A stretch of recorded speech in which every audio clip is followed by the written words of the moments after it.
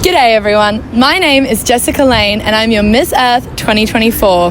Today we're coming to you live from Steve Backshall's Australia tour. Now, I have been a fan of Steve Backshall as long as I can remember, growing up on his show, The Deadly 60. And something incredible about this show is how it brought to light the importance of dangerous and misunderstood animals. Today, we're here to talk about one of them in particular, a predator of the depths, a vital animal to our ocean ecosystems, sharks. And who better to talk about it than the man himself? Do you remember the first time that you dove with a shark? Yeah, I do. I was quite young. I was probably about 9 or 10 years of age. I was on holiday with my folks and I was out snorkeling over the reef, and I can remember seeing this distinctive silhouette of a shark and thinking, that is the most awesome thing I've ever seen, and getting super excited, and then realizing that it was going around and around and around me and it wasn't going anywhere. And then I did what any hardcore young 9-year-old naturalist would do in that situation. I panicked, I climbed up onto a rock, sat there for about 3 hours until I got such bad sunburn and I got back in the water and swam for shore. And seriously, I have never swum faster in my entire life before or since. And I now know that that was a black-tip reef shark. It was probably about that big and there's no way it was going to do me any damage. And I think that's an introduction to how your perception of risk and actual risk are two very, very different things. I recently watched your Deadly Mission Shark, and something that you mentioned in that is just about debunking the myths surrounding sharks. What's a myth about sharks that you wish people understood a bit better to hopefully change that public perception? I think one of the big problems is that people like you and I live in a bubble. We live in a bubble where we're surrounded by people who already love sharks, who probably really want to dive with them. And we have this sensation that public opinion has changed about sharks and that people are starting to realise there are lots of different kinds of sharks you can dive with in comparative safety. The truth is that that is not the case. That actually the vast majority of people here in Australia, around the world, certainly back home where I live in the UK, are pretty much convinced that if you drop in the water alongside a shark, you are going to get eaten. Most sharks are going to have no interest in you whatsoever, and that all sharks have far more to fear from us than we do from them. Well, so Deadly 60, a lot of people kind of assume that it's about animals being dangerous to us as human beings. That's the last thing it is. It's about animals being deadly in their world. And on that kind of scale, sharks are some of the most deadly animals on the planet. To us as human beings, their danger is massively overstated. And even here in Australia, where you do actually have shark attacks, even here, that danger is, massively overhyped. I think that lack of education and the misconception around sharks' danger is one of the reasons that shark nets are still here in Australian beaches.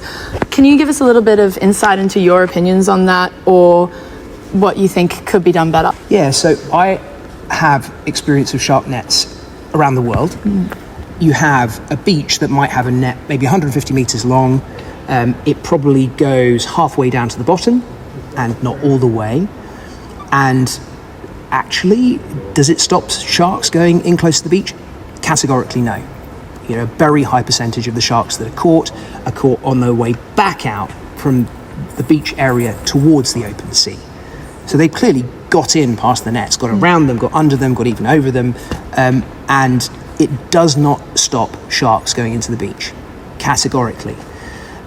So that's the number one thing.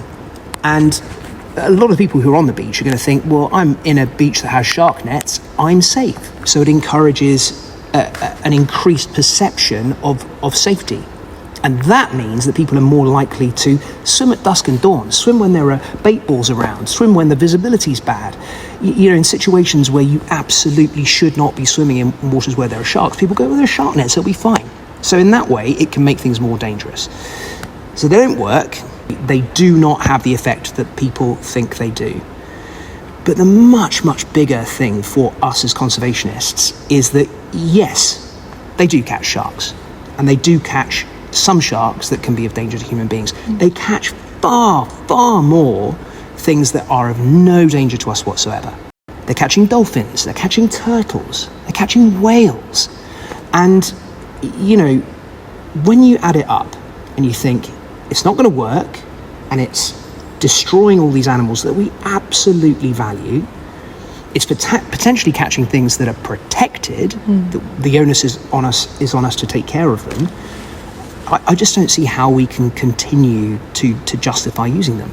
No, I completely agree. And it's such a lack of education that's even keeping them there, and that mentality that they are keeping us safe. But then when you get down to it, are they really?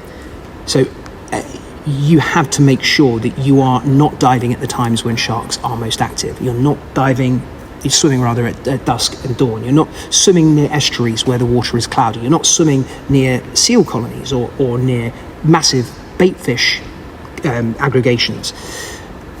Those things are things that we all need to learn. And if you think there's a shark net there protecting you, you're much less likely to A, learn it, and B, do the things you need to do.